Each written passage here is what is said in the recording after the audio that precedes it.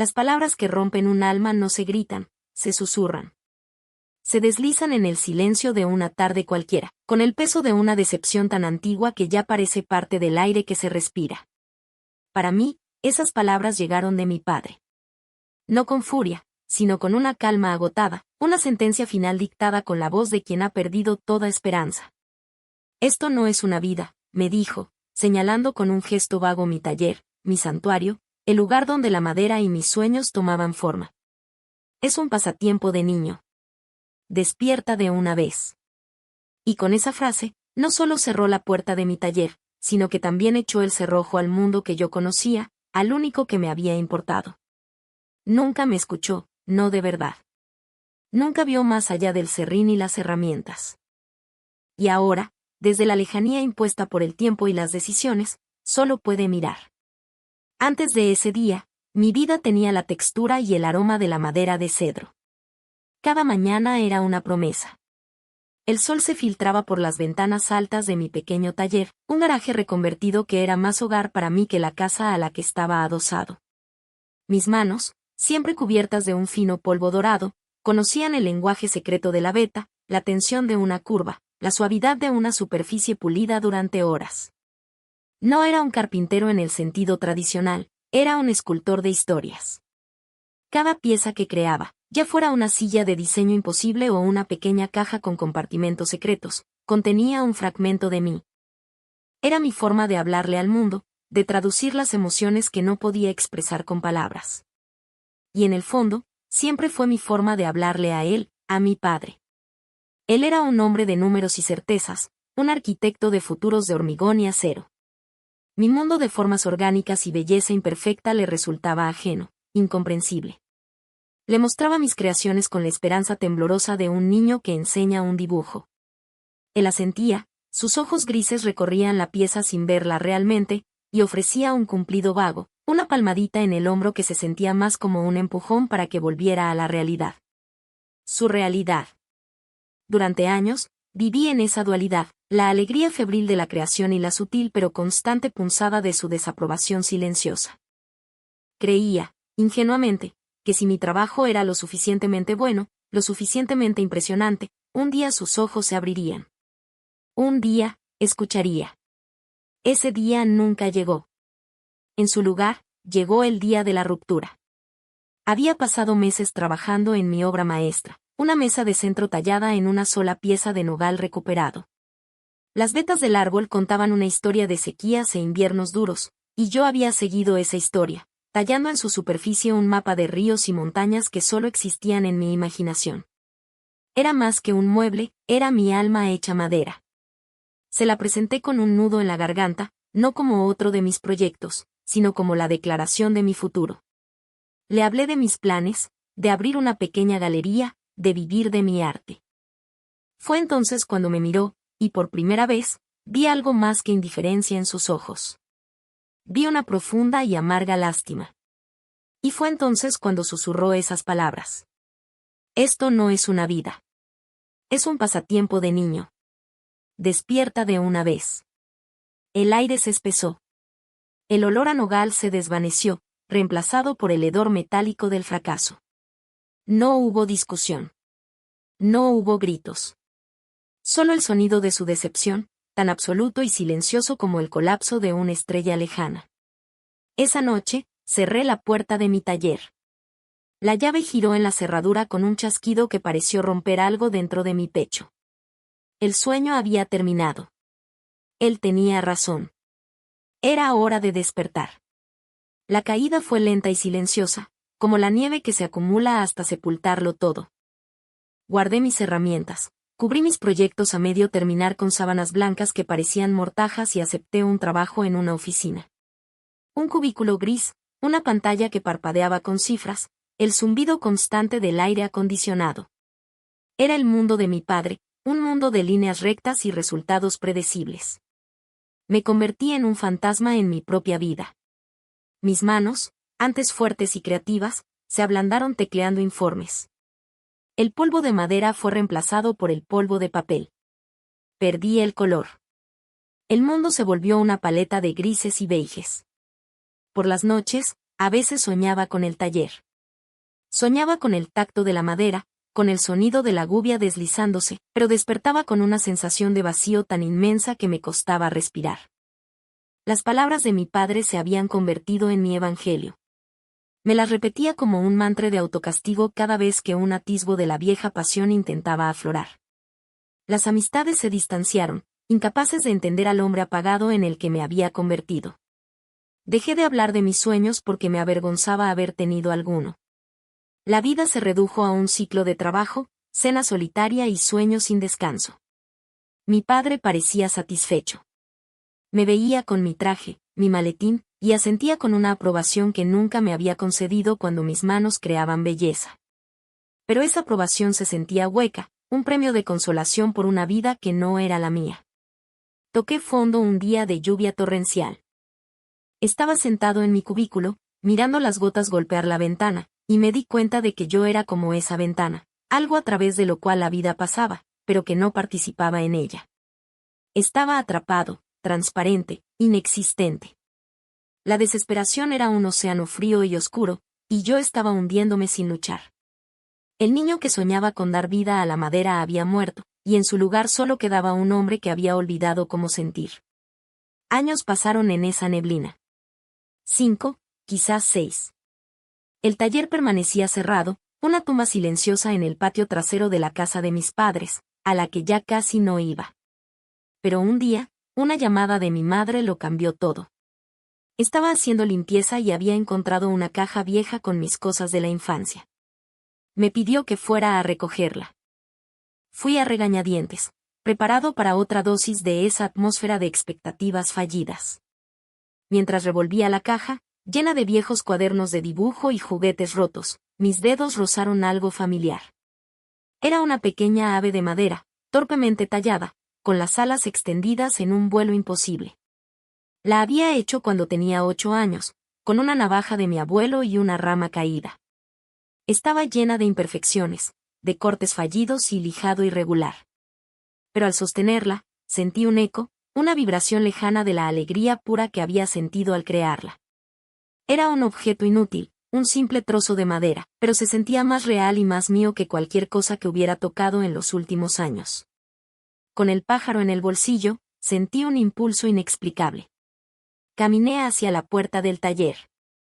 La llave, oxidada, todavía estaba donde la había dejado. Chirrió al girar. Empujé la puerta y una nube de polvo danzó en el único rayo de luz que se colaba por una rendija. Todo estaba como lo había dejado, cubierto por un velo de abandono. El olor, una mezcla de polvo, trementina y madera vieja, me golpeó como una ola. Fue entonces cuando un viejo vecino, el señor Elías, un ebanista jubilado que a veces me había dado consejos, pasó por la calle y me vio allí, paralizado en el umbral. Se acercó lentamente, sus ojos amables recorriendo el desorden. No me preguntó qué había pasado. Simplemente miró el interior y luego a mí, y dijo con una voz suave y rasposa: «El fuego no se apaga, muchacho. Solo se duerme bajo las cenizas. A veces, todo lo que necesita es un soplo de aire». Esas palabras, tan simples, tan distintas a las de mi padre, no fueron una orden ni un juicio. Fueron un permiso. Un soplo de aire. La chispa que había creído extinta parpadeó débilmente en la oscuridad. Esa noche no dormí. La transformación no fue un relámpago, sino el lento amanecer después de una noche interminable. Comencé por limpiar. Quitar las sábanas fue como exhumar un cadáver. Debajo, mis creaciones a medio terminar esperaban pacientemente. Barrer el polvo fue un acto ritual, una purga de los años de duda y resignación. Cada herramienta que limpiaba y afilaba era una promesa que me hacía a mí mismo. Al principio, mis manos eran torpes. Habían olvidado el lenguaje. Mi primer intento de tallar un nuevo trozo de madera fue un desastre. La pieza se agrietó bajo una presión mal calculada. La frustración me quemó la garganta. La voz de mi padre resonó en mi cabeza, burlona. Estuve a punto de rendirme de nuevo, de cerrar la puerta y tirar la llave al río. Pero entonces miré el pequeño pájaro de madera que había puesto en el banco de trabajo. Su vuelo torpe era un recordatorio de que la perfección no era el objetivo. El objetivo era el acto mismo de crear. Así que seguí. Mantuve mi trabajo de oficina. Se convirtió en el combustible que financiaba mi renacimiento. Mis días eran grises, pero mis noches estaban llenas de luz y del aroma del pino y el roble. Sacrifiqué el sueño, las salidas, la vida social superficial que había construido. Mi mundo se redujo a dos realidades opuestas, el cubículo y el taller. Y lentamente, el taller comenzó a ganar. Mis manos recordaron. Mis músculos se adaptaron. Las ideas que habían estado represadas durante años comenzaron a fluir, primero como un goteo, luego como un torrente. Construí no solo con madera, sino con mi dolor, mi rabia, mi esperanza reencontrada. Cada pieza contaba la historia de mi caída y mi resurgimiento. Las líneas eran más audaces, las formas más complejas. Había una honestidad brutal en mi nuevo trabajo, una vulnerabilidad que nunca antes me había atrevido a mostrar. Ya no buscaba la aprobación de nadie. El sonido de la sierra, el golpeteo del cincel, el susurro del papel de lija. Esa era mi única audiencia, mi única validación. Estaba reclamando mi vida, un trozo de madera a la vez. El clímax de mi redención no llegó con un estruendo, sino con una invitación. La dueña de una prestigiosa galería de arte de la ciudad vio una de mis piezas en la tienda de un enmarcador local y preguntó por el artista. Me encontró en mi taller, cubierto de serrín y sudor, y se quedó en silencio durante casi una hora, simplemente caminando entre mis obras. Cuando finalmente habló, su voz estaba llena de una emoción que yo apenas me atrevía a aceptar. Me ofreció una exposición individual. La noche de la inauguración, el aire vibraba con una energía que me era desconocida. La galería estaba llena de gente. Extraños. Sus rostros iluminados por las luces de la sala, sus ojos recorriendo mis esculturas, sus manos flotando a centímetros de la madera pulida. Escuchaba fragmentos de conversaciones, palabras como emoción, historia, alma. Por primera vez, me sentía escuchado, no por quien yo quería que me escuchara, sino por el mundo. Estaba de pie en un rincón, abrumado, cuando lo vi. Mi padre. Estaba al otro lado de la sala, parcialmente oculto tras una columna, vestido con su impecable traje gris. No miraba las esculturas. Me miraba a mí. Nuestros ojos se encontraron a través de la multitud por un instante. No había orgullo en su mirada, ni alegría. Había algo más complejo, confusión, quizás una pizca de asombro, y una profunda, insondable distancia. No era el momento que había imaginado en mis fantasías de juventud, donde él me abrazaba y me decía que estaba equivocado. Y me di cuenta de que ya no necesitaba ese momento. Su aprobación, que una vez había sido el sol alrededor del cual giraba mi universo, se había convertido en una estrella lejana, fría e irrelevante. La validación que sentía en ese momento emanaba de mí, de mi trabajo, de la conexión silenciosa con cada persona que veía una parte de sí misma en mi arte. Le di un levísimo asentimiento, no de perdón, sino de cierre.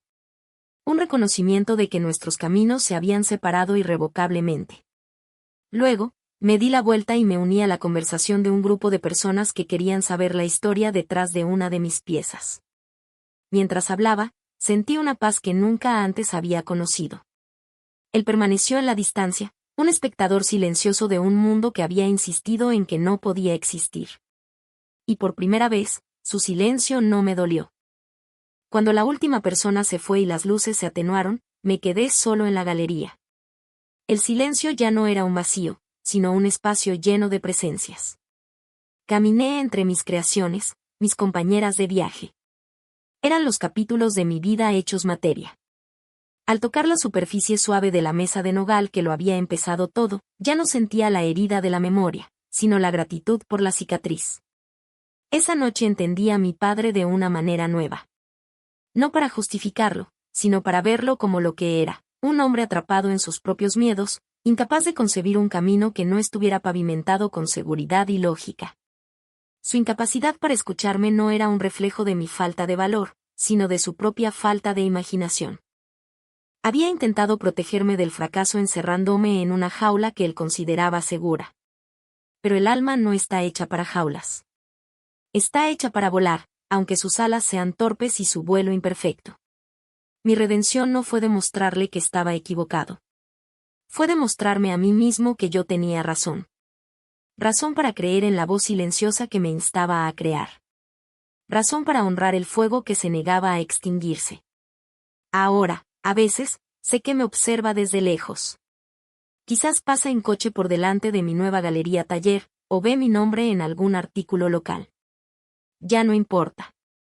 La conversación que anhelé durante tantos años ha terminado, no porque se hayan dicho todas las palabras, sino porque ya no necesito que se digan. He aprendido a escucharme a mí mismo. Si alguna vez te encuentras en un silencio ensordecedor, si sientes que tu voz, tu pasión, tu verdad se pierde en la indiferencia de alguien a quien amas, recuerda esto: tu valor no lo define quien te escucha, sino la autenticidad con la que te expresas. No dejes que las cenizas de la duda de otros ahoguen tu fuego. Dale un soplo de aire. Confía en el calor que emana de tu propio corazón. Porque al final, la única aprobación que verdaderamente importa es la que te das a ti mismo, en el silencio sagrado de tu propio taller, sea cual sea la forma que éste tome. Y esa es una vida que vale la pena vivir.